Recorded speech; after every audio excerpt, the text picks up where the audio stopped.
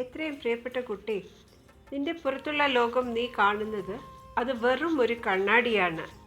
എല്ലാ സമയവും അത് ഉണ്ടാക്കിയത് നീയാണ്. അത് നിന്റെ ഉള്ളിലുള്ളതിനെയാണ് പുറത്തേക്ക് പ്രതിഫലിപ്പിക്കുന്നത്. ഇത് ഞാൻ എൻ്റെ സച്ചരിതത്തിലും പറഞ്ഞിട്ടുണ്ട്. ഈ സത്യം ഇതിനെ ഒരു സദ്ഗുരുവിൻ്റെ ശിഷ്യഗണങ്ങൾക്ക് ഉദ്ബോധിക്കുന്നു. ഞാൻ നീയാണ്.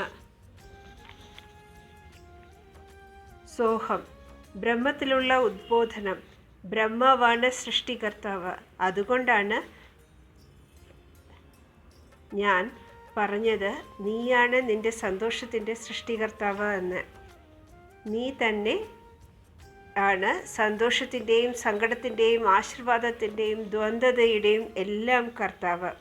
നമുക്ക് എല്ലാവരും കൂടി കൈകോർത്ത് പിടിച്ച് സൃഷ്ടിയുടെ ഒരു ഏകത്വം ഉണ്ടാക്കാം. എല്ലാ സുന്ദരന്മാരായ കുഞ്ഞുങ്ങളും അത് ചെയ്യുന്നുണ്ട്. ഞാൻ നിങ്ങളിൽ ഓരോരുത്തരിലും അഭിമാനിക്കുന്നു. എപ്പോഴും ആശീർവാദത്തോടു കൂടിയിരിക്കുക എന്ന്